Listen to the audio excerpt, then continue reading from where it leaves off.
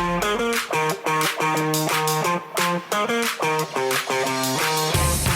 everybody. Welcome to Leading for Life Stories, Season 2. My name is Bob Judson, and I'm your host for this podcast, and I'm absolutely delighted to have you here joining me. Thanks very much, and I really, really hope you enjoy what follows. Welcome back, everybody. Well, this episode of the podcast is really something a little bit different and a bit special. So it's the first time I've done one with more than one interviewee. And I'm very privileged this week to have an interview with Ralph and Henry Arundell. Ralph is a former Army officer, former colleague of mine actually, worked together with me some time ago back in the Ministry of Defence with a very successful Army career. And his son, Henry, is a very up-and-coming rugby player, well known already for playing with London Irish and now with Racing 9-2 in France, in Paris, but also as a really stunning England player in the last World Cup, where, as we talk about in the podcast, he had some pretty amazing achievements. So both of them have got a lot to talk about in terms of leadership and experiences. And actually, it was a really, really interesting conversation that dived into a lot around motivations, a lot around the support potentially for Henry that he gets from having family and so on associated and supporting him in the game, but also from Ralph and actually watching his own son develop in that very competitive field. So it's a fascinating conversation. I really, really hope you enjoy it. I'm sure you will. And off we go. Well, Ralph and Henry, thank you so much for joining me on the podcast. It's such a delight to have you here. Ralph, obviously, you and I should have known each other for a long time. Henry, great to meet you. And it's the first kind of dual interview I've done. So I'm really looking forward to this. Should be really interesting. Thanks very much. Yeah, very good to see you too, Bob. Thank you for having us. Not at all. No, it's I mean, for both of you, you know, you've got fascinating career stories, and Ralph, clearly yours is slightly longer than Henry's so far. So, getting us started, and actually, Ralph, if you can go first, I'd just be really interested if you can give the listeners a bit of a short summary of your career journey so far, and then Henry, I'll get you to follow on. Certainly. Well, I did 30 years in the Army as an infantry officer, primarily commissioned into the light infantry that subsequently became the Rifles.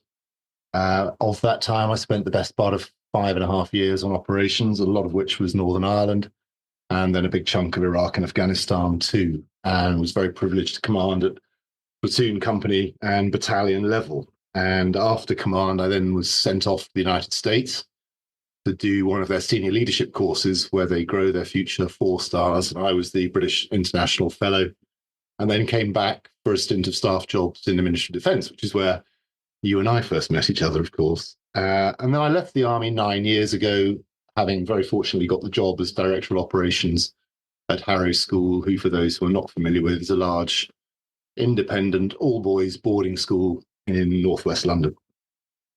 Elsewhere in my career, I spent time whilst I was in the Army on various training jobs. I went to Africa a couple of times, South America, and other parts of the Middle East as well, all of which were absolutely fascinating.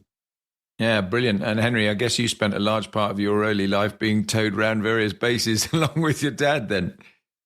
Yeah, I was like, yeah. I mean, I was born in Cyprus, so I travelled quite a bit.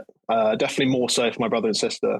Been to a lot of different schools, so I think I kind of had the best of the years. You know, the best countries in America, especially. So it's good fun.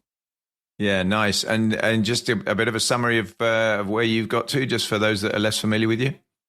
Yeah, mine's a bit less combative, more public entertainment than public service. But I'm a professional rugby player in my 3rd year, and I played for England in the Six Nations and the recent Rugby World Cup, and I'm now playing my rugby in Paris for Racing 92.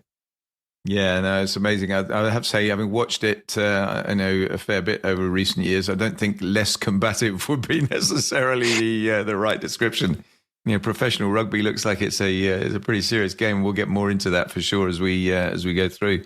I'm always interested on these podcasts and kind of early motivations, and Ralph, again, starting with you, and if you go right back to the beginning of all of that, what was it that kind of got you into the Army, and how did you prepare for that? I'd love to be able to say to you, Bob, that it was some burning ambition from a young age, and I then fulfilled it. Unfortunately, it's somewhat more prosaic, and essentially, I was a bit of a fool as a youngster and very rebellious against my teachers and the people I was with at school. And probably, I think, if you were to ask any of my contemporaries, they would have said, "Who would you vote the least likely person to join the armed forces?" And I would have been front and center of the list. But basically, cutting a long story short, I finished my A levels and had done precisely no work for them. And net result was that the university places I had to read law with French, I didn't get because I didn't get the grades. So I had a year of what on earth am I going to do? I was doing a bit of work for a catering company who's owned by some friends of my parents. And I thought, actually, what I really need is a kick up the backside. And I had various friends who were joining the army to do the short service limited commission before university.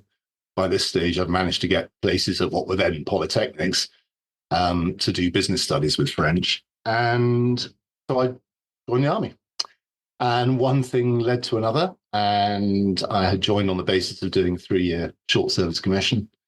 I actually found it was something I really enjoyed. I went straight off to Northern Ireland as platoon commander just after my 19th birthday. Grew up an awful lot in a very short space of time. But funnily enough, and perhaps counterintuitively to people, actually that rebellious streak that I've had as a teenager was what really stood me in good stead, because I transferred that kicking against the system into "you're never going to break me." So no matter what I went through, I spent a stint as a private soldier and I did recruit training, and then from there on to Sandhurst. But I had this streak in me that just said, it doesn't matter what you do to me, how many hills you make me run up and down, how many things you make me carry, I'm never going to give you the satisfaction of seeing me give up. And I think that sort of tapped into something. And I thoroughly enjoyed it, the responsibility and privilege of leading men, particularly on operations in Northern Ireland in the 1980s when it was quite challenging. And as I say, one thing led to another, and next thing, it's a 30-year career. Yeah, I must admit, it's a very similar story for me, because I had university places which I never took up, and I had an RAF cadetship which I never took up, because I basically did exactly the same. I spent too much time in the CCF, not enough time doing my A-levels, and although I passed them, I didn't pass them with good enough grades. Did you ever go to university or do a degree, or did you just let that one slide? I did, but only masters degrees. Through the military. So obviously the masters at Staff College, and then when I was in the States, we did a master's in strategic studies. That was, it was absolutely fascinating to do. Essentially, it was national security policy formulation and strategic leadership, with some extraordinarily high-priced help coming in and speaking. Ranging from the then president George W. Through the director of the CIA, various ambassadors. It was a quite extraordinary experience, and you appreciate the sheer scale of the US reach, the quality of the people that they have in their senior leadership is really hugely impressive. Yeah, I saw some of that when I was in the Pentagon in 2011 as well. Very, very, very impressive, as you say. Interestingly, I ended up doing, just by accident, really, I did the shortest staff college. I did the Joint Service Defence College, and then I did a High Commander Staff course, bolted onto RCDS in the same year, Royal College Defence Studies. So I never did a degree at all, which a number of people have said, "Oh, don't you regret that?" So it didn't really hold me back, did it? So I think it was a huge drama for my personal career journey. Henry, what about you? In terms of you're getting into professional rugby, I'm fascinated how you got your kind of start into that, and how much influence the old man there had on you in terms of shaping it. Yeah, big influence. He wasn't a professional, but he loves it, and he played it a lot when he was younger, and that then transferred to my brother. And naturally, the kind of the psychology of life, where you're the youngest and you've got an older brother who's successful in sport, there's a natural want to be better than him. There was always like chasing him down, trying to be as good as him. And then I'm happy to say I think I might have ticked that box now for rugby at least. I reckon so. But he's very good at most sports. So that's probably where he's got me. But that early motivation always came from both of them.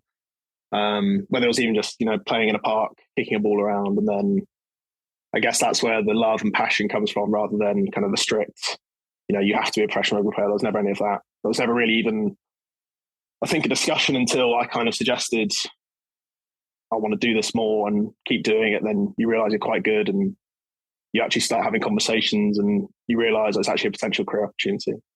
Yeah, how did, just expand on that a little bit? How did you actually get your start then? What led to going from being quite good at it to actually being a professional?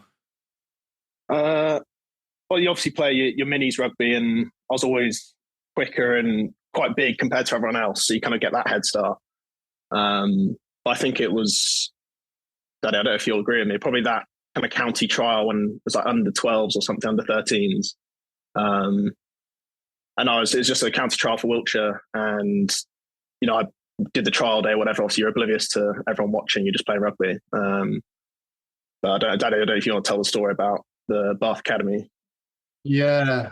It was a really interesting one. So it was, as Henry says, it was a developing player program, and they select a small handful of players from the various clubs around the areas. Anyway, we go down to this particular day, and probably 10 or 15 minutes into it, and it was being run by the Bath Academy. The director of the Bath Academy came over to me, and he said, number 36, because the boys are all wearing bibs. I said, yeah. He said, he was dad. I said, yeah. He said, he's something special. I said, well, I may be a little bit biased, but yeah, I think he is. Because to be honest, it sounds really arrogant as a parent, but I'd seen pretty much everything Dorset and Wiltshire and Somerset had to offer, and I couldn't see a player of Henry's age group who was close. I mean, there were some very good players, but Henry had an X factor that was very difficult to quantify and explain. But the guy, he was brilliant actually, because he said to me, there was a conversation. We were already looking potentially at Henry coming to school in London. And he said, we want to offer him a place at the Bath Academy. And he would have been 12 years old in their under 14s academy. So 2 years ahead of where he should be. And I said, look, we're really sorry. It's not going to work geographically. And the best advice he gave to me at the time, which Henry and I have spoken about umpteen times since, he just said, look, he's a special talent. Everybody's going to want a piece of him. You've got to make sure he never loses the love. And that really was seared into my brain then. So, Henry's, gone on and made his own choices, but I've always tried to keep that balance and say to him, look, if you're not enjoying it, don't do it. There's too many sacrifices and too much commitment required to get to the top. And it's a very, very steep climb. Yeah, interestingly, and just to kind of dive a bit deeper still into that, I think in the world of professional sport, I think it's admired by everyone that watches it. If you're at all a sports fan, you kind of know that there's a lot of effort takes to not only to get there, but also to stay there. And you clearly got a very, very small number of people at the very top of any given sport.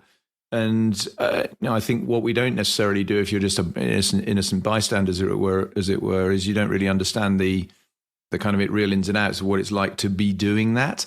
And I remember, I recall a long time ago now, but when I did an exchange tour with the German Air Force, they had a doctor there who just worked for the aircrew, but his wife was an Olympic level runner. She'd won the gold medal in the 1972 Olympics in Munich, so in their home games.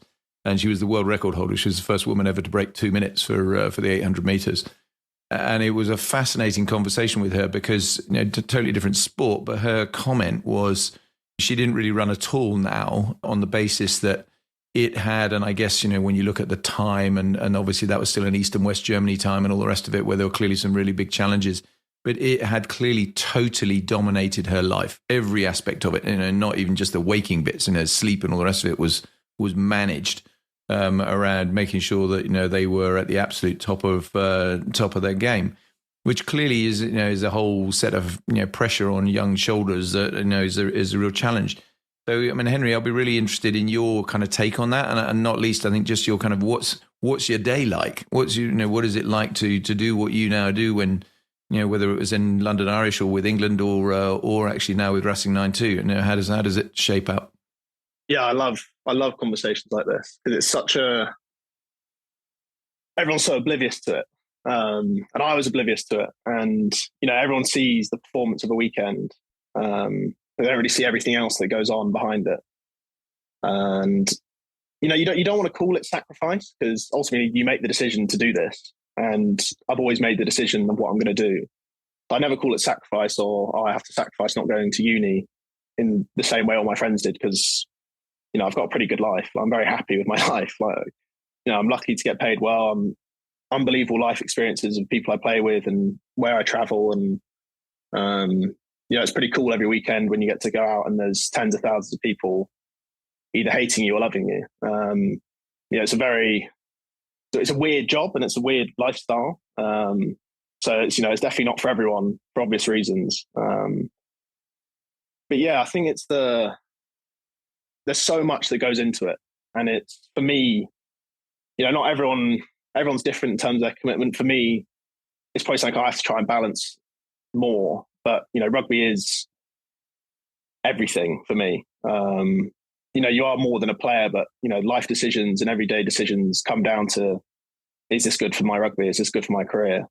Is this going to make me better? Is this going to hinder my opportunity or whatever? Daily routines they're quite consistent, and that's kind of the challenge of being able to do the grind of, monotonous tasks and do that stretch in the morning when you don't really want to. You'd rather sleep in or eat the right food at the right time when you're not actually hungry because you've eaten enough already. But if you don't have enough calories, you're going to lose weight. And obviously you lose weight, you start getting hurt a bit more. So it's a fun balance, and it's definitely something that you never master, but you're kind of always trying to get there. And, it's only my third year now, coming up to finish my third year. And, you learn so much from older people and then your own experiences of how to balance, the adversity of injury, non-selection, when you're at your highest, when you're at your lowest. And I think the best in all sports are the ones that can kind of keep it balanced the entire way, not get too high, not get too low, and have that balance between life and sport. No, that makes a huge amount of sense. I think you have to, in some ways, I guess, be kind of wise ahead of your years for some of that, for sure. But I mean, just talk us through a typical day for you now. What does that actually look like for us normal mortals who don't do this sort of stuff? Yeah. So tomorrow, for example, is actually one of the shorter days of the week, but I'll be in at around 7:30 tomorrow. I'll stretch for a bit and then see the physios for some treatment just to make sure I feel good for the session. We then have like a gym session, which is a power focus for tomorrow. So trying to move weights quickly, move our bodies quickly, which helps with speed on the field. And then we have meetings. Meetings can sometimes be 15 minutes, can sometimes be an hour and 15 minutes, depending on whether you've lost or not and who's getting ripped into. But the meetings are probably something that people don't appreciate enough, I'd say, from the outside. They don't realize how much tactics and how much preparation goes into a simple game of rugby, or what you think is a simple game of rugby. And so you're constantly analysing opposition, players. And it's something, me and Daddy speak about a lot, the similarities between almost the military and professional sport, with the constant, almost surveillance of opposition, your own team, how can you improve? So we'll have that, and then we'll actually train on the pitch. That can be 30 minutes, it can be an hour. And, it's going through scenarios, rehearsal of stuff that can happen in the game, how we adapt. And after that, it can be recovery. So we have ice baths, which are always another fun mental challenge of the day. Hot baths, which are soothe the pain of it, and then massage. And after that, it's, everyone's free for the day, and it's, you can finish up around 2:00. And, you got guys like me who go home, and I finish uni for the year. So, I just come home, watch Netflix, play Xbox, do nothing, or 30-year-olds who've got 3 kids to go home to and actually be interested in. So, it's a very interesting culture that you have, and balance you've got to try and get right. Yeah, I bet. And obviously you're playing for a French club these days. So, language-wise, is that a challenge, or how does that work? Yeah, it's a weird one, because wrestling's very been anglicised quite a lot with the coaching staff. So there's a lot of English-speaking people, and obviously it's in Paris. So a very diverse city. But yeah, I mean, there's always the challenge of, I don't speak fluent French, and a lot of the guys don't speak fluent English. So you've kind of got a franglais mix going on, and that's difficult. That's part of the challenge of how can you get your message across, and how can they get their message across, and you actually be on the same page, rather than, what's easier when you're in your own country in England and everyone's speaking the same language from the same culture. Whereas, at the club, we've got, myself as an Englishman and a couple other English guys, but we've got Fijians, Samoans, Tongans, guys from New Zealand, Australia, Argentina, obviously the French boys. But even the French culture is so diverse with obviously African French countries and people that have moved over. So you get this kind of massive mix of so many different cultures that you've got to try and balance and get the right blend of getting the best out of all of them. But ultimately, if you don't, then you end up having a team of individuals, which doesn't really work well on a rugby field. Yeah, and I guess that's another similarity, Ralph. And I could bring you in, but the on that military side, because obviously it is a team thing, and that team spirit is hugely important, which is has got to be part of it. Yeah, it's absolutely true, and it's all struck me ever since Henry started in the professional game just how close the parallels are. And I'd always felt rugby as a sport, you could almost define all three services by three different sports. The Royal Air Force, your alma mater, Careful now. It's a Formula One team. It's 200 people putting one guy in a fast machine and making him get somewhere to do his job. The Navy, the self-obvious analogy is it's a rowing eight. A rugby team is much more like the Army. It's down and dirty. You've got different bodies doing different things in different places. But the point I was going to come on to is something that really struck me when Henry started, is the complexity of the planning and what they do off the pitch. I remember Henry sitting on the sofa one day, and I was just sat alongside him looking at his computer screen, where he was there with a laptop with split screens, which had, right, that's the particular move, which is 6 variations of the same particular move, whatever the move was called, 1, 2, 3, 4, 5, 6. And then there's another one with 6 variations and another one. So you've got that's a sort of moving graphic, a bit like a rock drill in the military. Alongside that, you've then got rehearsal tape from the pitch where they've been training doing the moves. And they're watching this over and over and over again. So when you watch a game on the pitch and you think they've just made this up as they've gone along, they haven't. There is going to be spur of the moment stuff, because there has to be, but they've done that. It's the classic military analogy. It's the Erwin Rommel thing of train hard, fight easy. The more time you've put in on the park, working through permutations, when it comes to happen in the spur of the moment, bang, people can do magical stuff. And you're taking athletes, ball players at the absolute highest level. They've got to know their stuff as well, and they've got to work on it. It doesn't just happen as if by magic. It's really interesting.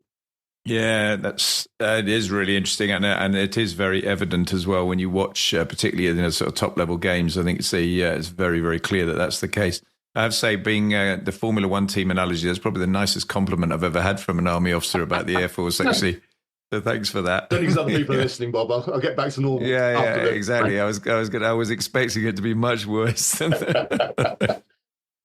Henry, what about the sort of? There's two things I kind of want to dive into a little bit. One is the difference between playing for Racing 9-2 or London Irish as you were before, and then stepping up to the national level. How much difference is there in terms of the kind of prep and the approach, and how do you balance the club bit with the national bit when you're doing that? Because it's obviously got to be quite difficult. You're being pulled in two different directions, I'm guessing.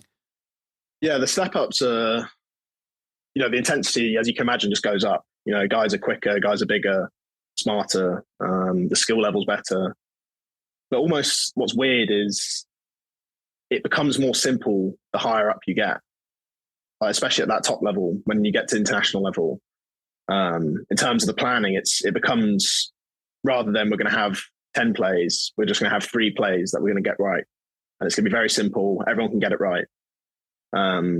Mainly because everyone's so good at that level that you almost can't just beat a team off one play and just do it straight away. And when that happens, it's normally a pretty big mistake, either defensively or just some random magic. So normally it comes down to almost a mental challenge and the physical challenge of, are you better than your opposite man? and are you going to beat him one-on-one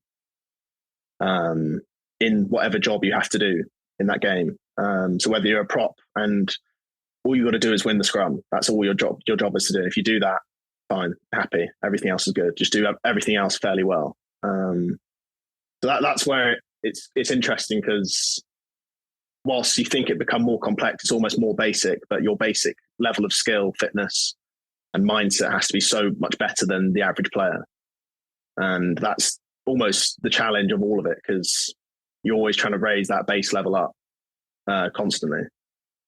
And then balancing it with club is again, when I was doing it, when I was at London Irish, right now, obviously I don't have to because of the ruling, and now it's just club rugby for me. But when I was doing it, it was definitely a challenge. I think, especially, I was still young, so you're almost swayed even more by the opinions of coaches. And I found myself at some points going into games for London Irish thinking, I need to actually do this, because this is what, at the time, Eddie Jones asked me, or Steve Borthwick asked me to do. They want me to get better at, so I need to show this. And then you almost sacrifice some parts of the club game. And then you kind of get into this kind of dilemma of like, what's actually the best thing to do? And, I eventually realized the best thing to do is actually just be you. And then, you can work on the stuff you need to work on, but ultimately you're picked because of what you're good at. And if you get really good at that, then it's kind of difficult to not pick you. And obviously you need to work on the other stuff, and that stuff will eventually get better. But that's kind of the difficulty, is trying to make sure you're always yourself, but you can't just completely ignore what people are saying to you. Yeah, fascinating. And I mean, it really sort of leads me into to some stuff on leadership that we'll come back to in a minute, because that's obviously what the podcast is mainly about. But this is a really, really interesting subject to delve into a bit. I mean, the other question I was going to ask you is about, you've mentioned it a couple of times already, sort of balancing the whole fitness thing and injury. And one of the things, I'm a huge rugby fan, and I've watched the game over a long period of time now, and the professionalization of the game has clearly made players bigger, heavier. The collisions, when you watch a match live, you hear the impacts in the some of the time, and you kind of go, it's bone crunching stuff. How do you does that in any way play into you mentally, or do you just turn around and do? I guess I'm kind of looking at my fighter pilot analogy here, where you kind of lots of people say, don't you worry about it, and my approach would be no. Because you just don't, because you just get on with it and you do the best you can, and you don't think about the potential downsides. And when you do have close calls, you just kind of learn from it and move on. Is that a similar thing for you? Yeah, I'd say so. I think that's definitely something most players deal with. But then that's where the interesting part of sports psychology comes in, because it's very new, especially in rugby, and we've spoken about in general with male sports especially. But it's definitely something that I think most players, it does go through their head at some point. Injury anxiety does come in, and especially playing certain teams, like, if you're coming up against the Springboks, there's definitely a feeling of, okay, oh God, this is going to be a pretty grim weekend. Or if you're playing Fiji, like, for example, if I'm playing a Fijian guy on the wing in a game, like, I'm not going, oh, I'm scared of him, but I'm going, right, this could hurt this weekend, but you got to try something. And almost learning from those experiences, what gives you that confidence as you go through your career, to the point where when you're older, like a lot of these guys, it's irrelevant who they face, because they faced everything. So you almost need to experience the worst bits of getting, flattened, getting chopped in half, and then you eventually realize, right, okay, that's what it feels like.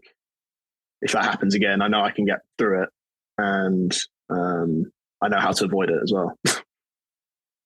Yeah, no, I can well imagine that. Ralph, what's that like for you, though? I mean, you're sitting there watching. Very often you're at these matches. You must be sitting there going, "Ooh." I mean, of course, you worry as a parent. It'd be odd if you didn't. But by the same token, I'm also very aware of how strong, how fit, how well conditioned Henry is. The work that he does with the S&C strength and conditioning teams. And it is mindset. And because I played the game for quite a number of years, there is a very simple analogy in rugby, and that is go in soft and you're going to get hurt. It's straightforward. Yeah. Play hard and you won't. But that's easy to say. I'm not having to face a 20 stone Fijian winger at pace. When you've got Redrada coming down your channel, then it's no laughing matter. I would be quite happily going after you. So if the touchline is, or the try line is that way. Yeah, I remember watching Jonah Lomu with the when he was as around, bless him, and carving through England. I can't remember the year now, when it was literally 15 seconds in, he scores a try with about 4 or 5 people hanging off him. I think it was the 95 World Cup where he just steamrolled Rory Underwood. It was just monstrous to watch. Very horrifying. Yeah. Let's just drag it back to the leadership theme just for a bit. I'm always interested in role models because I think it's always really interesting to get insights into who the people I interview and talk about sort of respect and admire, and what's influenced them and impressed them. Ralph, what about you? Who are those sort of leaders that are out there that you have kind of shaped your thinking a bit? I mean, the obvious one, and I know it's an appalling cliche, and for which I apologise, and it's Shackleton. A truly remarkable leader of men. I mean, in the Edwardian era, to be in a situation where people call you boss, and to bring all of your people back in one piece after the Endurance has been caught in the ice and sunk, is a truly remarkable feat. And the book itself is a powerful piece of reading. But in terms of just my own experience, there are probably 2 or 3, and the first one I'd highlight was my first company commander, and we're all coloured by our own experiences. But he was a really impressive guy called Mike Rascal, Cornishman, and he had that rare distinction of having been corporal and sergeant in Northern Ireland in the early days, and then subsequently picked up. I think he was the youngest sergeant in the infantry at the time, ridiculously young, 21, and went off to Sandhurst. And again, very rare for that era, was commissioned back into the light infantry. Unfortunately for me, as I rolled in as a young platoon commander, he was my company commander. And he was a very incredibly fit, incredibly energetic, very capable man.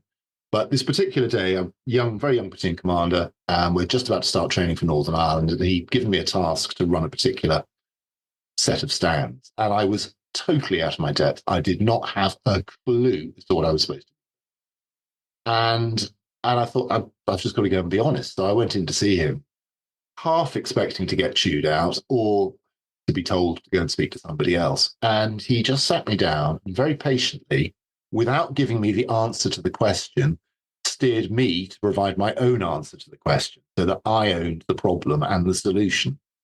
And it was a fabulous technique. And at the time, I remember not realizing it quite until I left his office to go back and come up with a plan.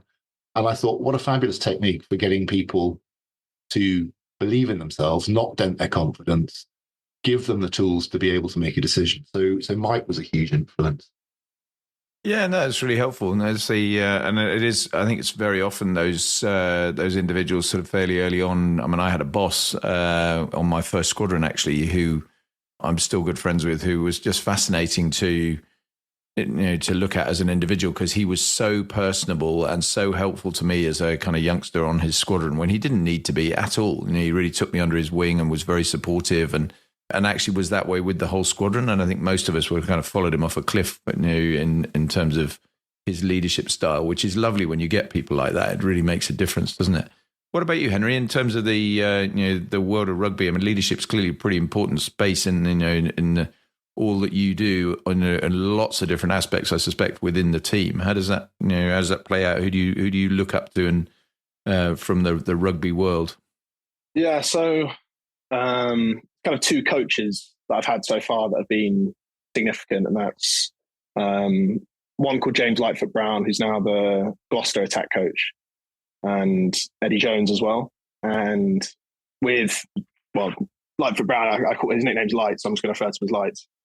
So Lights started working with me when I was 13, when I just joined Harrow. I just joined London Irish, and for some reason, they obviously saw me as some form of future prospect for them. So he was kind of tasked with being my one-to-one mentor. And, from 13 to 20 until he eventually left, and obviously the situation with London Irish happened, he was one-to-one with me for every day, every week. every year, all through COVID. And I think his kind of devotion, which sounds a bit weird, but almost like that to me and my game, was just gave me so much confidence. And I learned so much from him about everything, about not just the rugby and the small details, but about the life of being a professional rugby player. You know, and you're doing that at school, learning about that at school. You know, you do begin to kind of shape how you approach what you're doing before you end up being professional. And that definitely helped a lot before I even got in to the professional environment. And then with Eddie Jones, obviously that was my end of my first year. And, you know, he had a lot of criticism, and he was kind of Marmite for everyone in the UK, in England especially, in the RFU. But for me, he was the exact coach I needed when I first went into the England squad. And, you know, he definitely took a bet on me to play me when I was, you know, only 19, and to play me in an Australia test. And I'd only just come back from a small calf injury kind of the week before. And when he eventually picked me to play on, I was on the bench for that game. My dad and my brother flew over. But that kind of moment was a massive boost in confidence. And there was no conversation of like, oh, you have to do this, you have to do this. It was the night before I got a note that I still have. I got a note under my door from him just saying, be courageous, play with instincts, and signed by him. And fabulous. That type of thing, you know, it goes a long way when the night before you're thinking of every scenario possible and the nerves are building, and, you know, you're thousands of miles away in Australia. And, you know, even the guys in the England squad, you know, obviously you know them, but you know them as the England players that you've been looking up to for years. So you haven't really got a best friend in there or anything. So that was amazing. And obviously what went on in my debut to go and score and, you know, have a pretty big impact in a short amount of time was a massive moment, life moment, I think, for all of us. And yeah, he definitely gave me a lot of confidence to just be myself. Yeah, not only score, but it was pretty much your first touch in the match, wasn't it? Which you then scored. I mean, it was just, you know, it really was just an extraordinary start to, you know, to your time with England. And I was saying, as pretty much every England fan, I hope we're going to see a lot more of that over time. But we'll come back to that maybe later on. Really, really interesting. And just one other thing on the kind of role model-y bit within the team, because as you said, you know, you're joining an England team who, or indeed, I guess, a club rugby team where you're looking at a lot of those players and you've looked at them as significant figures where you're watching from the outside before you join the game. And how do they approach you when you come into that fold as a kind of youngster? And it's not you specifically, but just generically bringing the youngsters into the team. How good are they at bringing players in generally? I mean, I'm not looking for individual examples necessarily. Yeah, it's developed, I think, over time. The old school rugby cultures, I think, it's starting to kind of wean out a bit. And, you know, some people miss that, but there was some toxicity to it with players. And, you know, it's definitely, I think, healthier now with bringing younger, or at least new players in who are obviously going to be nervous because it's the biggest stage and it's something they've always wanted, and they want to do well and want to perform. So for me, I was treated very well, especially obviously by when you have the head coach, someone like Eddie Jones, treat you that well, or at least treat you that freely rather than put a load of pressure on you at that point.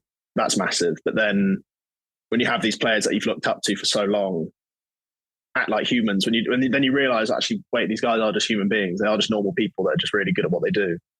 That kind of changes your perspective on who they are and how they act. So, you know, someone that always, you know, I'll always put in my kind of lifetime 15 type thing is someone like Courtney Laws, a guy that not really a massive speaker, more so just the most unbelievably chilled out guy, kind of no ego. Obviously, there's an ego when he plays because you can't not play almost with an ego when you play. But a lovely guy, will chat to everyone in the same way, regardless of whether they've got 100 caps or no caps. And then every day, every week, every game, gives his full body, gives everything to every match. And that's someone that I've always there's not many. You don't get many like that are that normal, that humble, that hardworking, and that successful at the same time. And that's where he's always, someone like him, he's always stood out the most. Yeah, it's a great example, and I love the Eddie Jones story with the note under the door. I just think that's fantastic. I mean, there's really, really inspirational stuff, isn't it, to get that? And I think it's interesting when I do a lot of leadership facilitation training for organisations these days. I mean, I often say that two of the most underutilized words in the English language in the same sentence are thank and you. And because people are just not very good at it, but it's the same thing the other way around, actually doing that kind of inspirational, particularly big match temperament thing before a huge event, actually geeing you up like that. That's just as important. That's a really terrific example. On the kind of the developing that theme a little bit more, Ralph, I mean, leadership examples, good and bad. I mean, I think we probably both have plenty of experience of both types of leadership. I mean, what are the things that have impressed you the most and equally depressed you the most? Where give us some examples. Yeah, an interesting one. I think one of the extraordinary things about being deployed on operations is you do see humanity at its best and at its worst, and correspondingly, you therefore see leadership that impresses and leadership that depresses. And in terms of impressive, I would give the example of my first brigade commander when I was a brigade chief of staff in Belfast, and it was a busy time. It was the first sort of outbreak of serious violence post the Good Friday Agreement, and Belfast went up in flames, and I was coordinating the delivery of military support, both overt and covert, to the police. And the brigade commander turned to me, and I was 34, turned to me and said, "I'm paid to command the brigade, you're paid to run it. Go out there and make it happen." And suddenly there I was, essentially coordinating the delivery of the best part of 4,000 soldiers, and coordinating with the Assistant Chief Constable of Belfast and the head of the mobile support units, who are the counter-terrorist and riot police, who are not soft, I think would be a fair statement about the Royal Ulster Constabulary's counter-terrorist contingent. Some very large nights with them. And it was really, to Henry's point about feeling empowered, it was suddenly, I trust you, make it happen. And people will crawl over broken glass for you when they feel that they're being trusted. And we can come back to the themes of qualities of leaders and values, etc. That empowerment point is such a good one. I talk about this so much with corporate leadership, where it's an area where so many people are just not very good at it. They just can't let go. They can't, take the safety net away and let people get on and do the job. And I often use these kind of military examples where it really makes a difference, because if you allow people the latitude to go and deliver what you've asked them to do, guess what? They step up and do it. If you constantly micromanage them, and you're always overseeing or changing or tweaking what they do, then inevitably they're going to produce you a 60% solution, not even an 80% solution, because they're going to know that you're just going to turn around and change it anyway. And, so it is it's so crucial. It's a terrific example. Yeah, I couldn't agree with you more. And it's also the counterintuitive thing that it is the senior leader, whether it's manager, commander, whatever you want to call them, who is sufficiently confident in themselves to allow their subordinates to do their jobs, and recognizing that you are never going to develop the people below you if you don't allow them to go and do their jobs. Fine. They will make mistakes. If they make the same mistake twice, then okay, fine, you can take action accordingly. But allow people to learn, allow them to develop. And I think where we have the advantage in the military is we are all about training the second 11, because the first 11, God forbid, could disappear in a puff of smoke. And then suddenly the second string are going to have to step into the breach. Your second in commands need to be able to do the job. So that's something that I think impresses me, that empowerment, that business of letting people do their jobs, the art of delegation, and it is an art. Depressing, it's a bit of a hobby horse of mine. There's a time and a place for data. When it becomes an obsession and it is driving everything that you do, you are going to make mistakes. Quantitative values are great, But when you lose sight of the qualitative values, things are going to go wrong. And Henry's been bored by this umpteen times with me talking about the McNamara fallacy. And for those who've studied Vietnam, they will know perfectly well what I mean about the McNamara fallacy. But I saw it writ large in Baghdad in 2004, 2005, where feeding the PowerPoint monster that was the morning briefing was an end in itself. It wasn't contributing to doing anything to the campaign. People thought it was, but ultimately all you were doing was providing vast amounts of raw data, supposedly processed into some beautiful slides. And I'm still not convinced this day it was aiding decision-making. And I always remember a lovely quip as a quick aside from one of my American colleagues in the ops planning team, who turned to me one day, and the intelligence crew were very excited. They'd uncovered this big insurgent find, and they'd found a whole load of PowerPoint slides in the insurgent. And the American turned to me, he said, you pardon the language, we've got them fucked now. They're using PowerPoint. He's absolutely right. So yeah, be very careful what you're doing with data. Don't lose sight of the qualitative, because it's depressing. Yeah, that's a great segue to a question to ask Henry, because at the other end of this kind of preparation cycle, one of the things that we did from a flying point of view, and I've talked about it on other podcasts with both my own ones and with other people sometimes, is the whole debriefing thing, which for us was a real. It was almost an obsession. We debriefed every sortie because there was always value to extract, and whether it had gone well or whether it hadn't gone so well, you were always looking to evaluate what you had done, assess it, and whether you and see what you could do better. And some of the time you had data, to use your description, in the form of video and all those sorts of things we could play with. But I'm guessing in your world, Henry, as well, there's a ton of stuff now because of the nature of broadcasting and the sort of the quality of the footage and the you're tracked on the pitch and all those sorts of things. The level of data available to actually turn around and micro process whether you were in precisely the right place on the pitch at precisely the right time, and then how you deal with that must be a real issue, isn't it? There's so much data, so much that goes into it, and that's why the topic of people are oblivious to all that type of aspect of professional sport. There is so much of it that goes on. Every training session, every game is debriefed from a tactical point of view, technical, and then a mental. So it could be a session where it's great. We ran that play really well. Maybe just that guy needs to run a bit tighter, a bit wider, or we need to aim for that player on the defensive team. And then the space will open up 2 phases later. Or it's watch the session, guys. You can see how lazy you are. You've got your hands on your hips. It's not good enough. Type thing, pick up the arse. But yeah, there's, we're tracked, our running's tracked, our, what we lift in the gym is tracked, our timings are tracked when we do fitness tests, and there's always something they can get you for.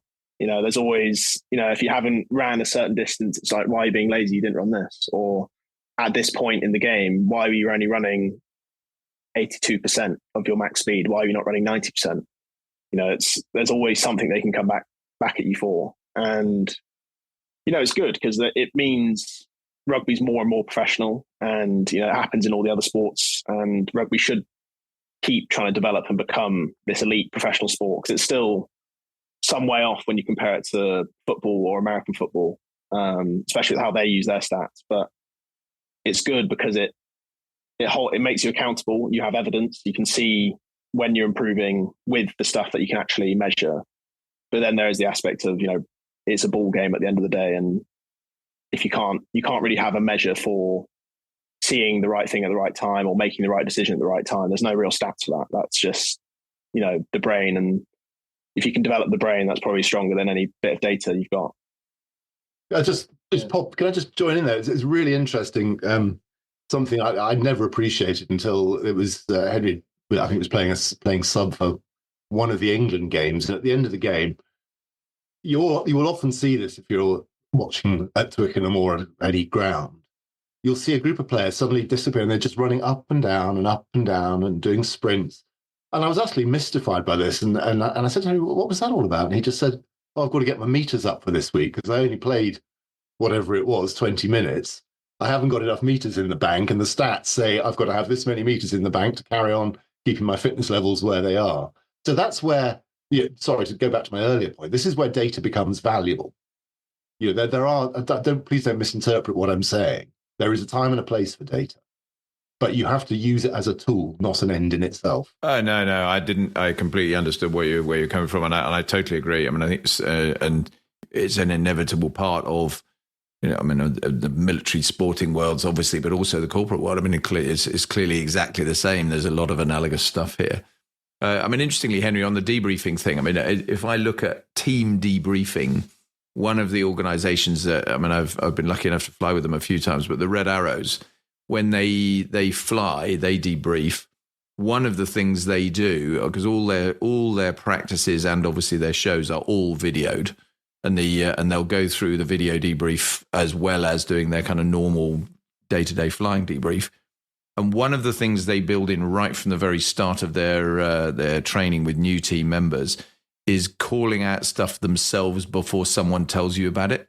So when they watch their video, they will constantly be going through talking about they were, wide, short, long, whatever it is, and they've got terminology they use for exactly where they weren't quite in the right position. I mean, obviously it's different, but I'm just wondering whether or not you are, in terms of mindset for the way you play, is there any similarity with that you're aiming to kind of get to the point where you're self-critical first and then subsequently called out by someone else, either if you haven't been self-critical enough or indeed if there's something else to develop from it? Yeah, I always have been. And that's almost what I've struggled with when, I watch training session back or I watch a game back and I go, oh, why didn't I do this? Or why did I do that when this was on? I should have passed it there because he was open, but I carried, or why did I carry that pass was on or whatever? And then I know exactly what's happened. And then it gets called out in a meeting. I'm almost annoyed. It's like, I know. Like, why are you telling me I know? Type thing. Which is a weird one because when you're in a team environment and especially a sport like rugby and the environments I've been in, it's very coach dominated with meetings and it's very much coach led. You do have the player meetings and players will have discussions in the meetings, but often it's, the clips are put up on a board, the stats are put up on a board and you're kind of being dictated to like, has to be better. This wasn't good enough. What were you doing there? And as you have to kind of learn to bite your tongue or just accept it, take it on the chin, and then know what information to take and what not to take in. Because when you've got a team of 23 and, you compare what, a back three player does compared to a prop, it's a very different job, almost different sports to some degree. When they bring up scrummaging clips, I'm not there.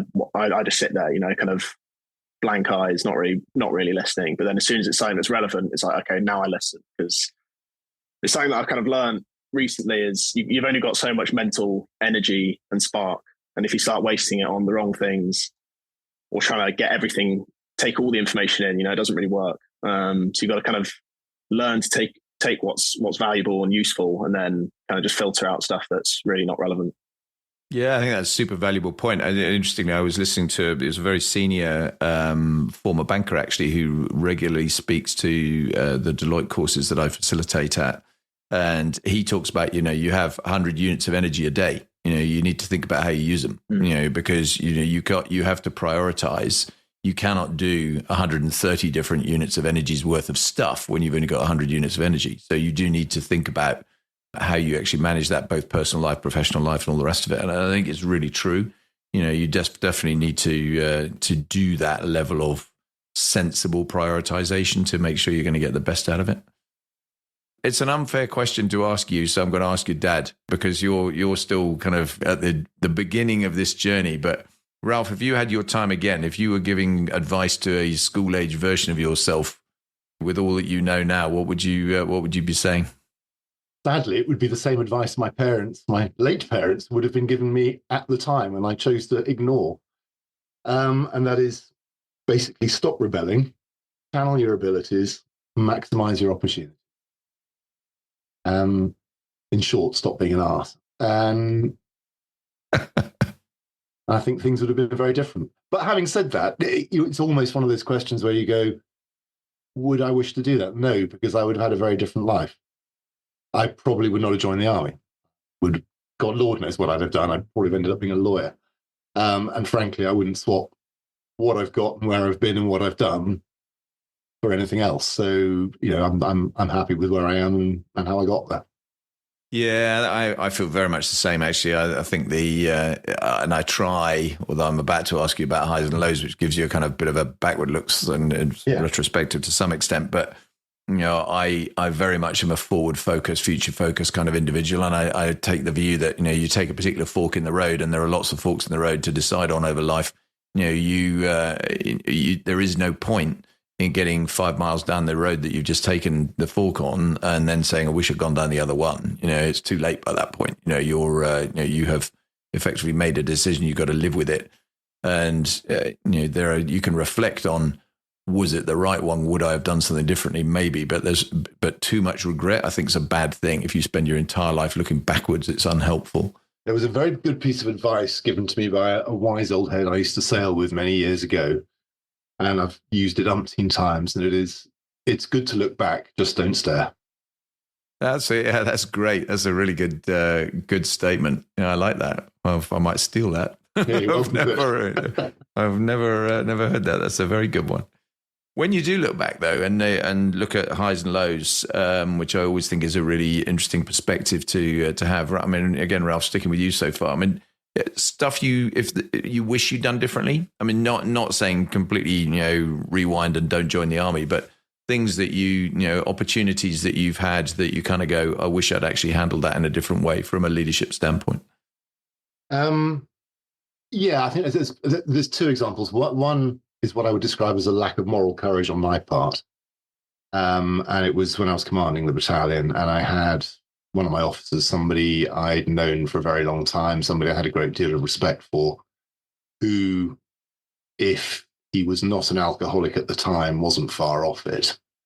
And it was brought to my attention that he was drinking at work. And I didn't take it head on. I sort of alluded to it obliquely and faffed and just didn't do what I should have done, which is to call him out on it. I mean, it would have been career ending for him. And I'd known the guy for too long, liked him too much. And I didn't do it. I should have done. There was no catastrophic outcome as a result of not doing it. But I still look back on that and think, you're better than that, Ralph. You should have had the courage to deal with it.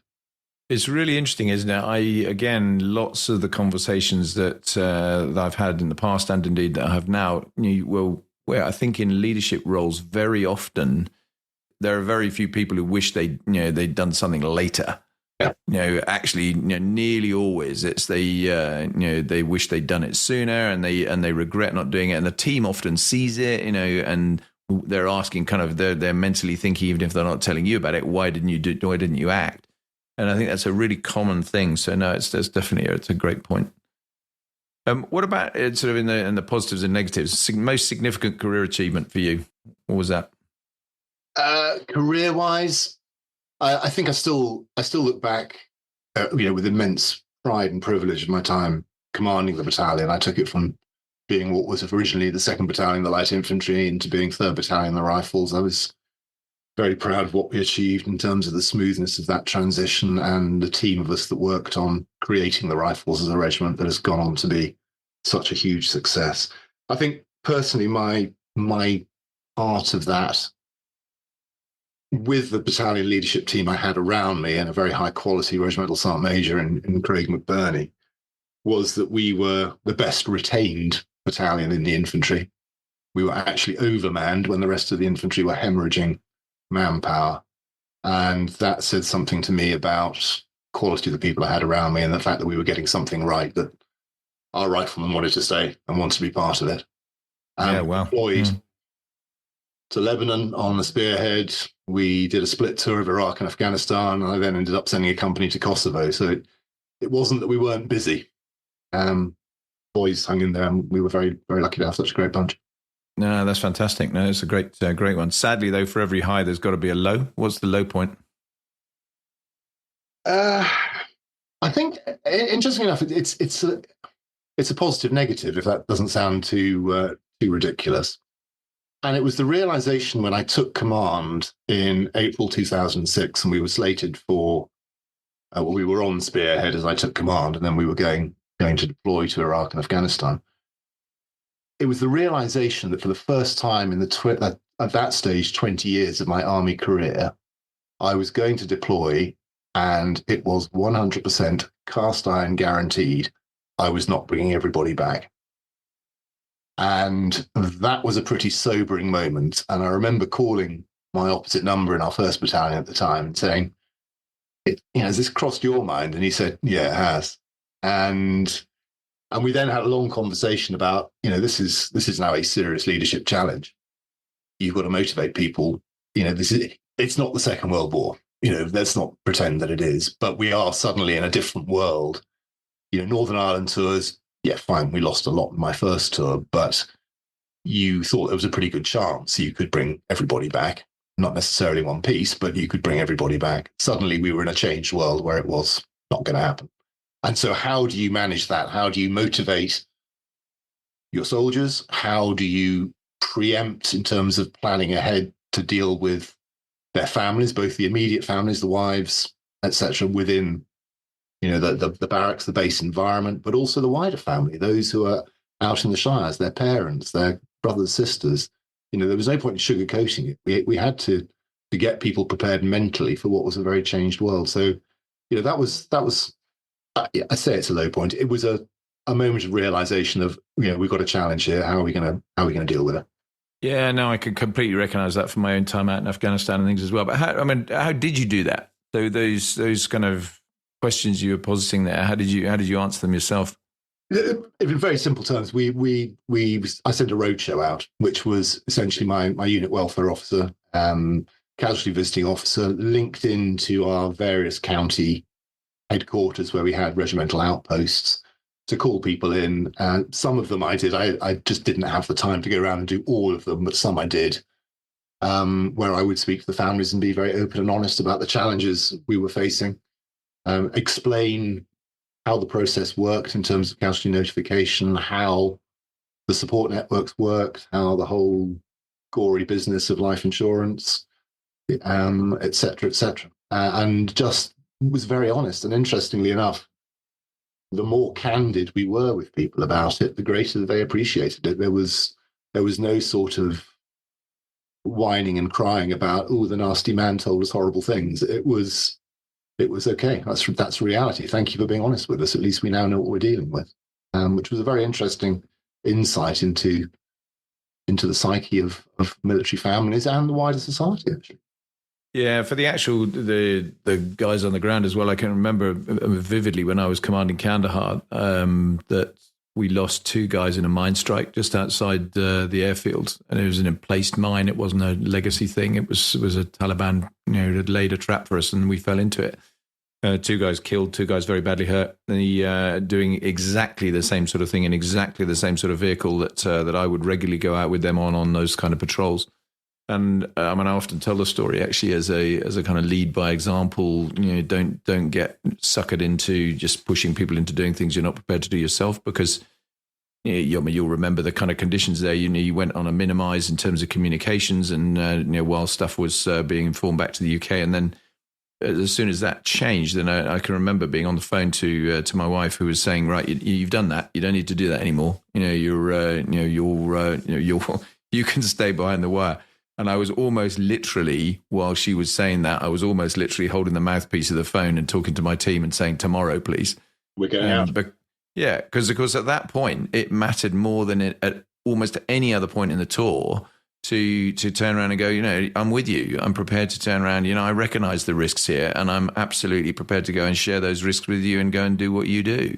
And I think, if you're not prepared to do that kind of lead from the front, actually be demonstrating you're prepared to share the risks, then it's a really, really difficult place you put yourself in as a leader.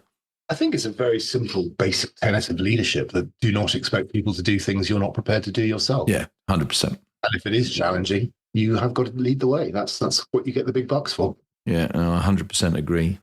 On a less military themed thing, Henry, I mean, we've already touched on it. I mean, you've had the most amazing start to your rugby career in terms of, two clubs and stuff that's, up and coming there. And obviously the England career. I mean, it is fairy tale stuff with the try off the first touch with, against Australia. And then, a joint record of, all-time record of 5 tries in an international in your first England World Cup game. I mean, how on earth did that feel? I mean, that must have just been the most extraordinary thing to kind of be that, in your first few matches for England, to be in that position is just amazing, isn't it?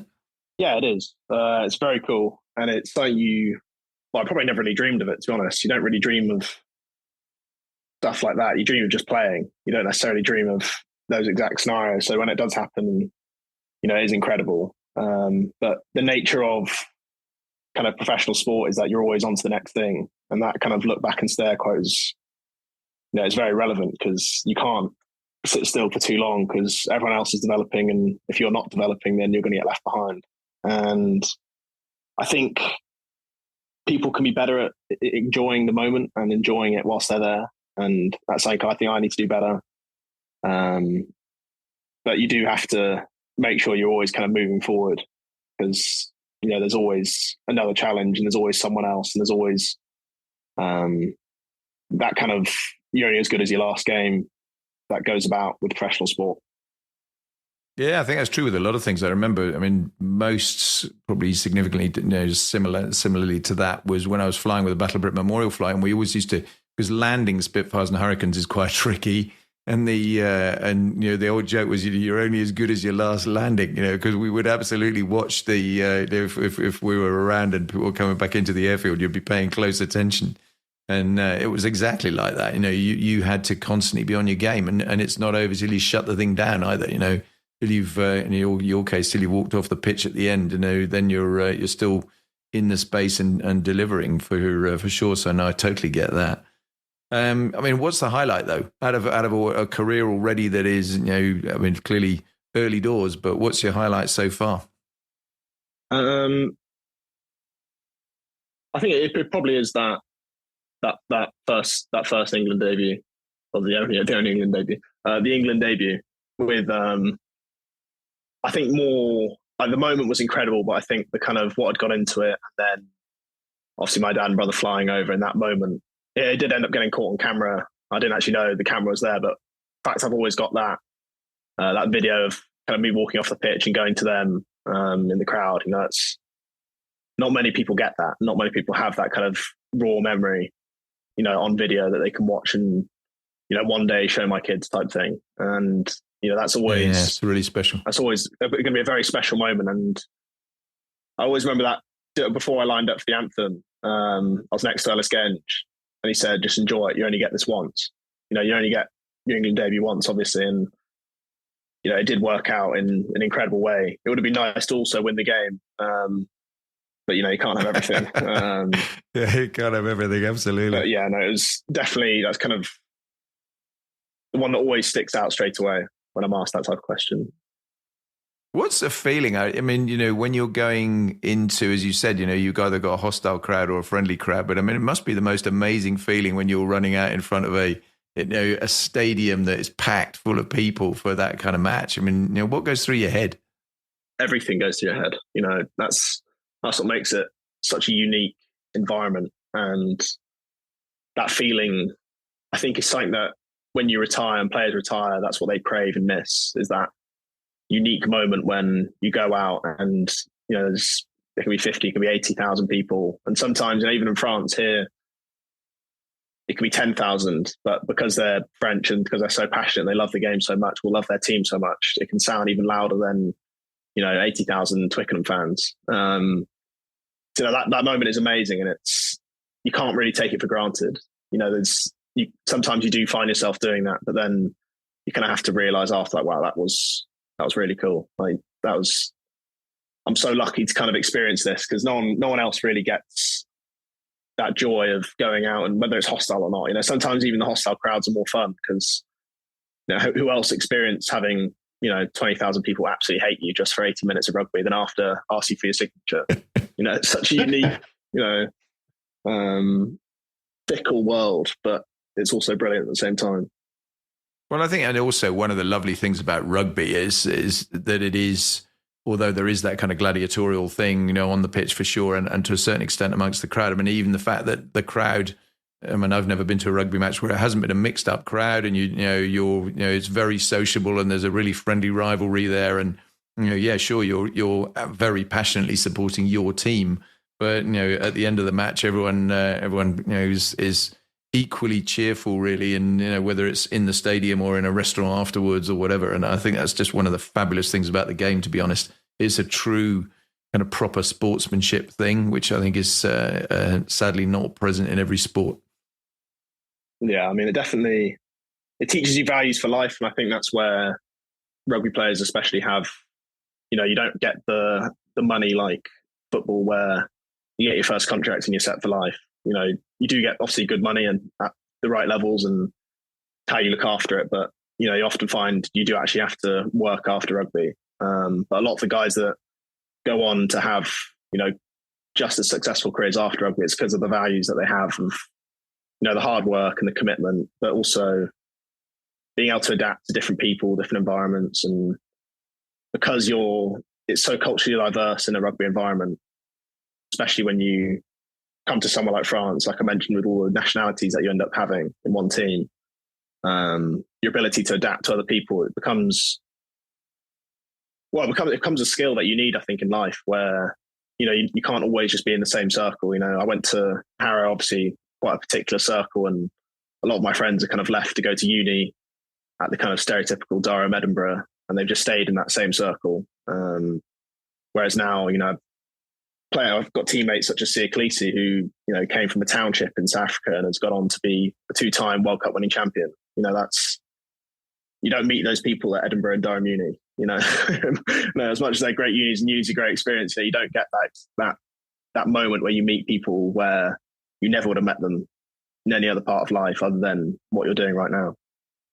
Yeah, that's another fantastic example. Completely agree. And I think actually there's a lot of parallels again, back, Ralph, with the military world there, isn't there, in terms of the diversity of the people you meet, the places you go, the kind of team camaraderie that, certainly for me, you carry through life. I mean, I think the amount of friends I have got from very early on in my career who I might not have seen many, some of them for 20, 30 years, but actually you bump into them and it's as though you've never been away.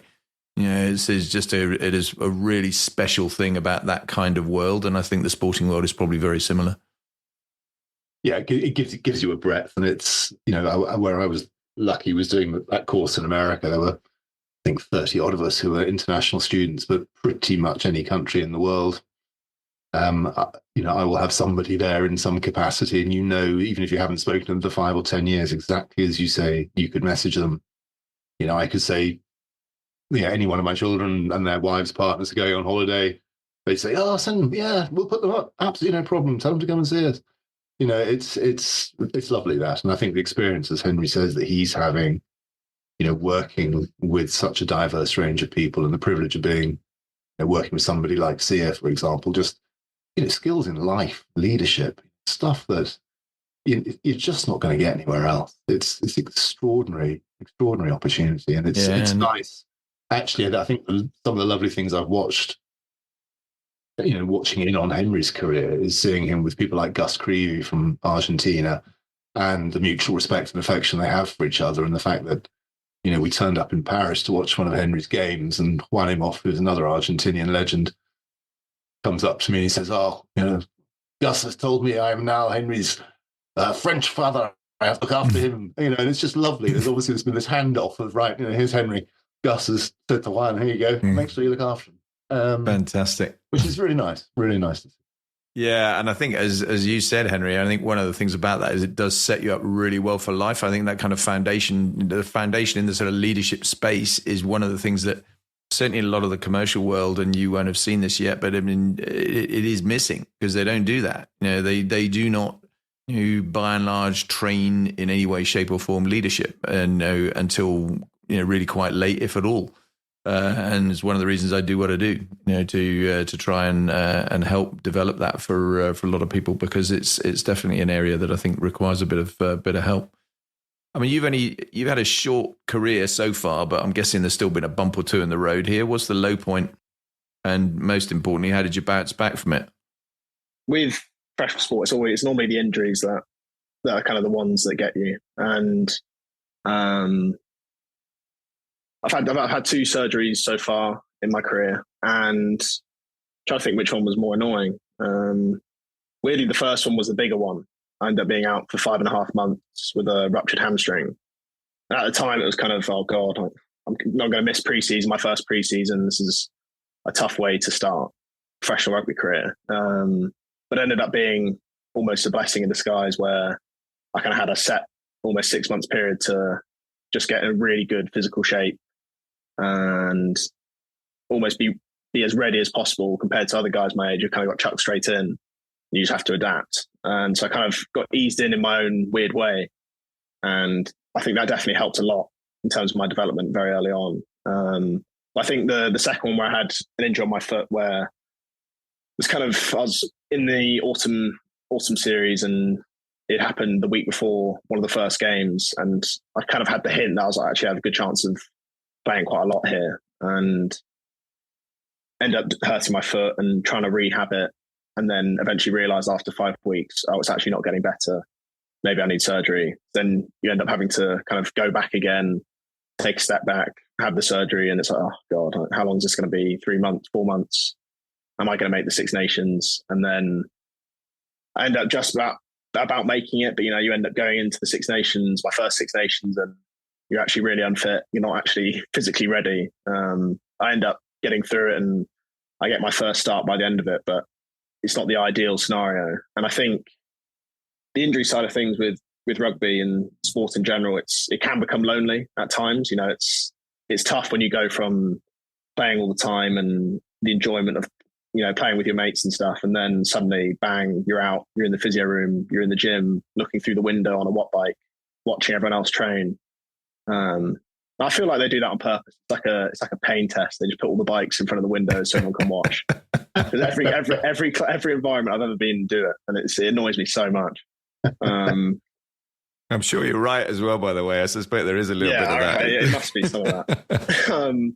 That's always kind of, it's tough, and it's definitely the big challenges that you face. But when you get through it, it gives you so much kind of strength through adversity, knowing you've done it, knowing you've been through very long periods on your own. And to get through that, you then know, right, if this happens again, I know I can do it and get through it. So kind of, you almost become less worried about it. Whereas I think guys who've never really had a big injury, when it first hits them, and, as a guy at the club, had an ACL injury earlier this year, and it was his first ever big injury, like never had surgery. And you could tell how worried he was and almost scared. And it was like, wow, like, I'm almost glad I've experienced that early on and been able to develop very quickly from it, because I found myself giving him advice, despite the fact he's 28. And then now he's 3 months into it, and he's realized, wow, it is a blessing in disguise, because you can grow so much from it. And it's quite fun in a weird way watching guys like that go through that, because then there's like a mutual, like, I know what you're going through, and I'm excited for you, because you realize how good it can be for you. Yeah, no, and absolutely, that sort of reverse mentoring thing as well is a thing. I mean, clearly, that's most definitely the case. And you look at people and go, I've been there, you haven't. I can help you out of this. That's for sure, as a useful trait. This might be a question you just can't answer, but I'm keeping my fingers firmly crossed here. When are we going to see you back in an England shirt? Well, need to be selected, but hopefully the next World Cup. That's the aim. That's the kind of long-term vision of finish my time up in France and be back for a 2026-27 season before a World Cup. And there's no guarantees, obviously. There's a lot of good players, but that's the aim, is to kind of have these years of development and come back and hopefully be ready for it again. And whether that happens or not, I don't know, but I'm definitely going to give my best for it. Well, I wish you the very best of luck. That's for sure. I think I will be in a very amongst a very big cast of people who'll be hoping that's the case, because you're a very exciting player to watch on the field. You mentioned Netflix and Xbox, but we're in a world these days where obviously people talk a lot about de-stressing, relaxing, healthy living, all that sort of thing. I'm guessing for you, Henry, healthy living is mostly compulsory in terms of of what you're allowed to eat and do. But equally, you're a rugby player, so I guess there's probably still some balance in there that's reasonably sensible. But what do you do to sort of de-stress? How does that work for you? Yes, I think that's the ever developing skill that you've got to try and get right with this. And I don't think anyone really masters it and gets it perfectly right, because you always want to be on the right level of you're giving enough to the rugby, but also giving enough to out of life that almost benefits your rugby. So I'm doing a uni degree on the side, which is very dull, but it does take your mind off it. And I found myself now, having finished for the year, actually almost going, I wish I had something to do now. Sometimes on off days, but like I said, kind of the Netflix and watching stuff and Xbox, often with trying to play with guys from school, guys who are at uni, guys who aren't in rugby, because I find you can find yourself around rugby a lot otherwise. And, even just doesn't really matter what you're playing, you're just chatting to them. And that's kind of the best thing about it, is the social conversation you can have when there's no rugby brought up. I can go on and I could have had the game of my life and they won't even ask me how was the game. Like, they couldn't care less. It's just, let's just chat. Let's chat about everything else but that. And that's kind of the nice thing, getting that balance with them. And then, outside of that, it's now being in Paris, it's actually exploring the city. And when I do get weeks off, traveling and trying to see what I want to see and kind of enjoy life a bit more, rather than just, it's all about rugby. And there's a lot more to life than rugby. So, and that's kind of the fun now of, I'm lucky that I can travel and almost go where I want when I get the time off. So using that time well is always fun. Yeah, nice. Now, your example of talking to people that don't know anything about rugby is a great one. I remember years and years ago, I was on a squadron in Germany, but there was my next door neighbour. They were on exercise in Canada, and they were in a bar in Edmonton, and which got chatting to this guy, and he'd been going, they'd been chatting for 20 minutes, half an hour or something, and he said to them, "You guys don't have a clue who I am, do you?" And and they went, "No," and because he'd obviously told them his name, and his name was Wayne Gretzky, who, if you know anything about ice hockey, is like the ice hockey god. Yeah. And he just thought it was marvelous, because he was actually able to have a conversation with people who didn't sort of start off by idolizing him. But it was great. It was hilarious, because they got invited back the next week, because he was at that stage playing for the Edmonton Oilers, and they had seats in the director's box, and had a great time and all the rest of it. But I think you're really right. I think finding people that are kind of away from your sphere is really a really useful thing, an important thing to do. What about you, Ralph? What do you get up to these days that there's in the de-stress mode? I'd say probably the biggest thing is between music and fitness, which sounds slightly odd, but I love my music. I'm obsessed with Radio 6, listening to all sorts of music. I've got a fairly sizable vinyl collection, so very happy to stick an album on. Yeah, it's back in now, fashionable. Yeah, it is. Yeah. Back listening to that. I have a part-time gig as a spin instructor. So, as my children lovingly remind me, combines my two favourite things, music and shouting at people. So, the winning combo. And then over and above that, I enjoy films, enjoy reading, meeting up with friends, going out for dinner, all the obvious, easy things. But the two probably front and centre would be keeping fit and the music. Yeah, nice. It's a pretty good combination, I would say. That's for sure. Looping back to the leadership theme, just before we move off it completely, because I'm always interested in how I not least develop some of the stuff I talk about with what I do, but linkages between top level sport and the commercial world. And Ralph, you'll have a view on this as well, because you're kind of seeing Henry's progression and where this goes. So let's start with you. What do you think? What could be taken from that into the commercial world that's useful to people who are leading things? I think Henry quite rightly identified a couple a little bit earlier on, and three that spring out: a dedication, commitment, and focus. You do not get to the top of sport. You don't get to the top of anything without doing that. I think The next one I'd identify is be competitive in everything that you do. And that doesn't mean you have to be a shit, but be competitive. Strive to be better. Strive to be a better version of yourself. Strive to be better at what you do. And that's what professional athletes are doing all the time. As Henry said, if you're not going forward, you're either standing still or somebody's going past you. So it's entirely within your own power to own that particular space. And the one thing I would pick up on, and it's something funny enough, when Henry's elder brother Jack was playing in the England 16s setup way back, they had a very simple mantra, which was do the simple things well, but at pace. And that was exactly the point Henry was making about that step up to test level rugby. Actually, it's not complicated.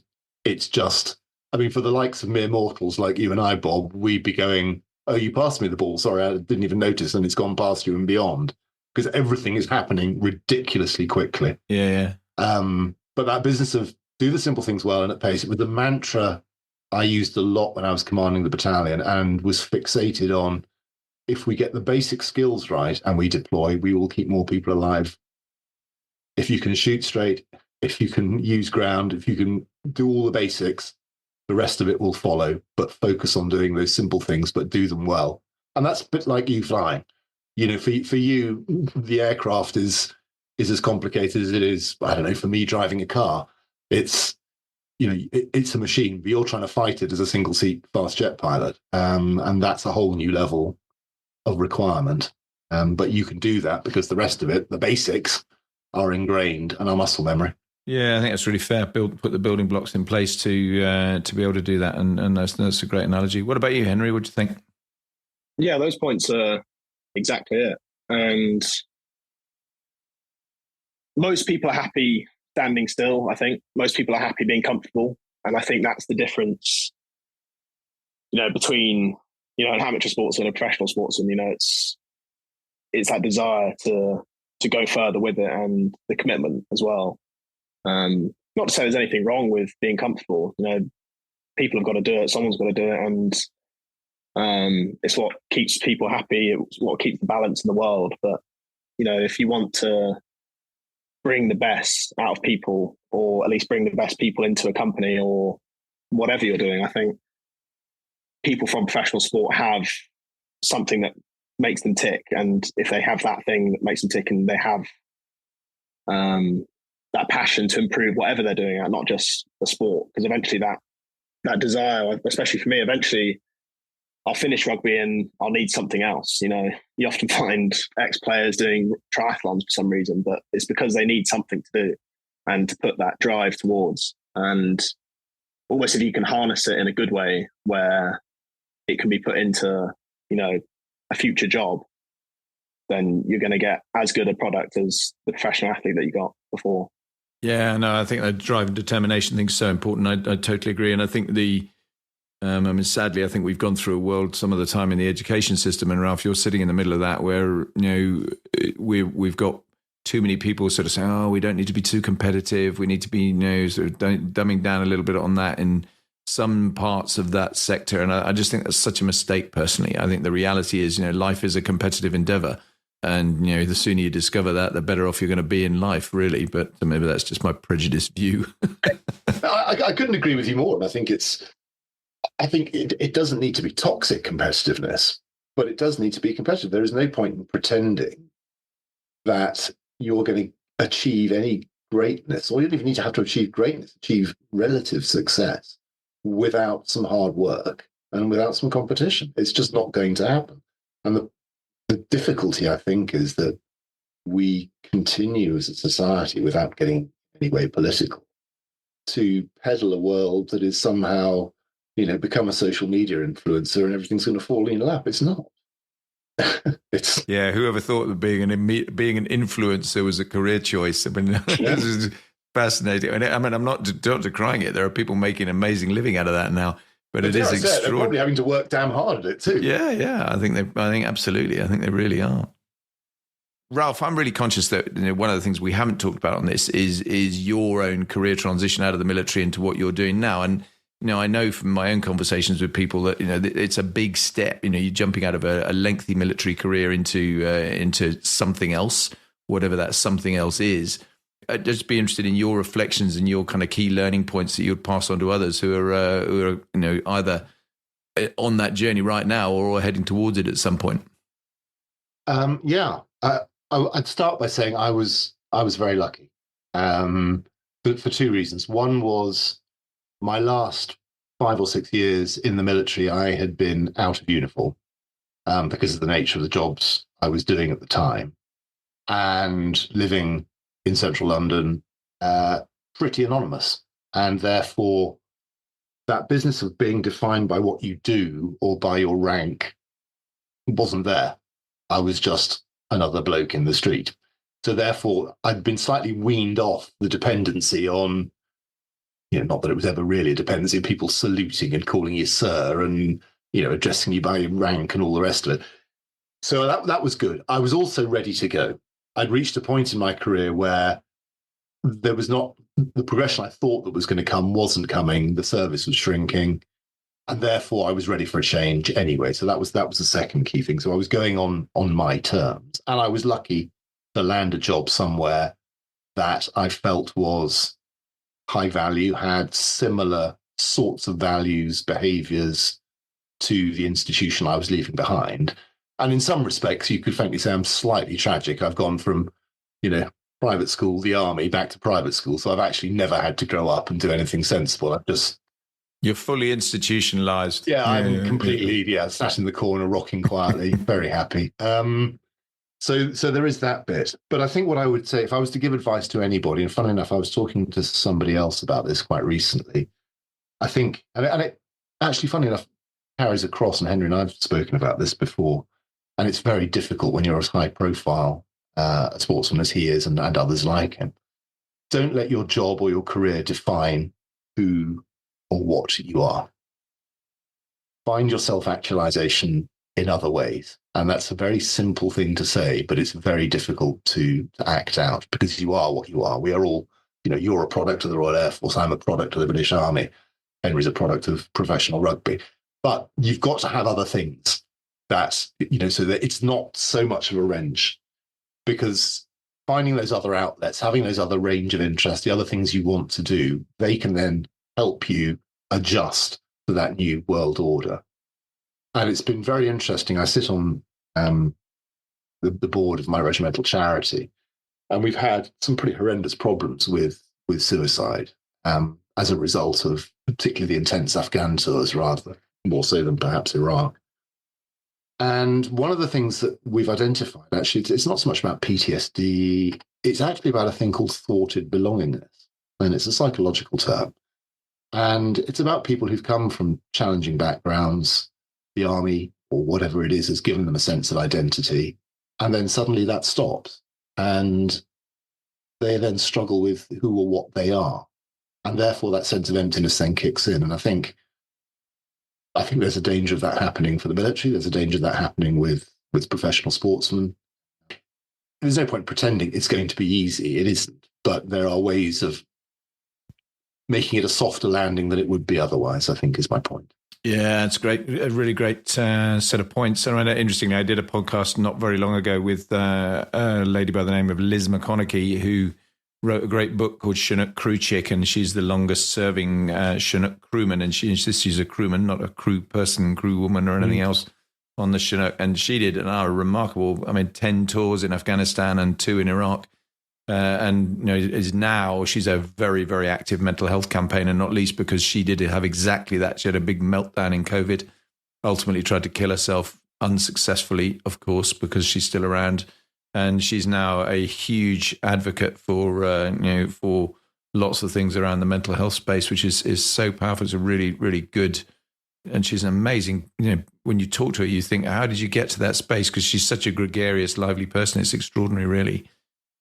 Henry, I've got one for you too before we move to my last couple of questions. I'm sure your dad's going to say it's an absolutely essential requirement for him to travel around the world watching you play rugby and attending every single match. But how much difference does it actually make to you to have family support? You mentioned it with the, the kind of your first test and so on, but how big a deal is that? It's weird because sometimes it can be added pressure when it's more family. Or, for example, when we played Bath, it felt like more pressure because Bath has a strong place in all of our hearts as a family. Sometimes it's more motivation, but most of the time it's almost irrelevant before and during. It's then after that's when it's the best. Because regardless of the result, there's times when you can lose an away game and no one's there for you, and it's like, oh, at least you've got some teammates, whatever you can chat to. But there's quite a nice feeling when, whatever the result is, you've got something to go to next to kind of distract you for a bit before you have the whole debrief, or I played badly or whatever, or we lost and we just got bollocked in the changing room. It's kind of always like right, just listen to this, whatever they say, ignore it, and then get changed, shower, get changed, and get some food, and then go see them. That's always the nice part, I think. Yeah, nice. Really good. Yeah. But Ralph, I'm sure you're going to happily continue traveling around the world. I force myself. If you have to, that kind of thing. Hey, I always ask two questions, but obviously I'm going to modify them a bit because there's two of you, and I've already asked Henry the first one. But I mean, Ralph, most memorable moment of your career or your life, whichever you like. You can have both because obviously I suspect you've got some pretty big life moments in there. Well, yeah, I mean, the life moments, it's an obvious cliche, isn't it? It's somewhere between the birth of my children, all three of them, seeing two of them get married, fabulous. Henry's trial debut with Jack and I both there. So any sort of combination of those in terms of life. In terms of career, and I don't want to end on a downer, but the Enniskillen bomb, 1987, November the 8th. I was the Airborne Reaction Force commander, 21-year-old platoon commander, with seven guys, and we flew into utter carnage. And it was our job to get a grip of the situation as various other people then deployed to relieve us. Yeah, wow, that would stick with you. I could see that. Yeah, and it's interesting. I mean, it's, without sounding too melodramatic, it's really the benchmark against which everything else gets measured as to whether it's worth getting worked up about or not. If you haven't got 11 dead and 63 injured, then probably not, without being too glib about it. And ironically, it's also November the 8th happens to be Henry's birthday.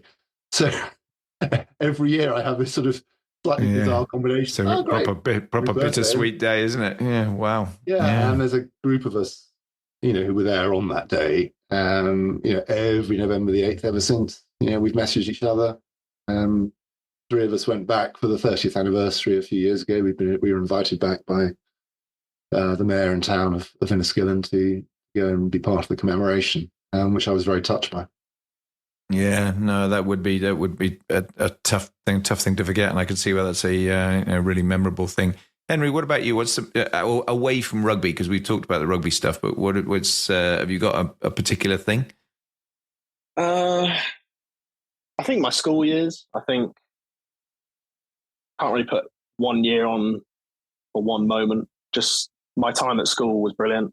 More specifically at Harrow, I think there's a tendency for people who have been there and then kind of doing what I'm doing now to kind of shy away from it, that they were privileged. I was very privileged, and I know that, and I don't shy away from the fact that I was, and I'm proud of it. And it's, we ended up doing individual presentations about ourselves at the club as kind of new players. And there was a thought through my mind when I was doing it about, okay, right, I've got some Fijian guys here who send home money, most of their money every month, to the village. I've got Sia Khaleesi here, who grew up in a township with nothing. And there's me, who went to one of the top boarding schools in the world and, didn't really have much of a struggle, in comparison, at least, to them. But it's always been something I'm so proud of because of it definitely made me who I am. And I feel like I've benefited from the best parts of it. And I try and not think I've taken away kind of the stereotype of at least the negative stereotype that a school like that can bring. And almost having that side of me, and then seeing the other side of life with the people that I meet, I then have this kind of balanced view of the two extremes of life, and then you know where you should really be sitting in between. And I think those years, the friends and how lucky I was with the education, and I got good grades and got the uni I wanted. Didn't end up going, obviously, because of what I'm doing now, but all of that kind of has definitely made me who I am now. Yeah, I think it's a really great point, and I think it is about what you make of it, isn't it? And I mean, I went to school at Christ Hospital at Horsham, terrific independent school, fantastic opportunity, and without a doubt, I mean, although it was very different in terms of the way I got there and all the rest of it. My mum, I'd lost my dad when I was very young, and mum didn't pay anything for me to be there. It without a doubt, it changed my life completely. I mean, if it would have been a very different story if I hadn't had that kind of set of opportunities that went with that opened the door for me to go and do all sorts of other stuff. So, more power to you for what you're now doing and having taken that and gone in the direction you have, which I think is an amazing start to what hopefully will be a long and very promising career. My very last question to both of you, which I always ask, is what's the most difficult question you've ever been asked? Henry, you can go first this time, because your dad will need some time to think about this, because he's probably had a lot of them. Yeah. Weirdly, it's a very simple one. It's one that I'm asked all the time.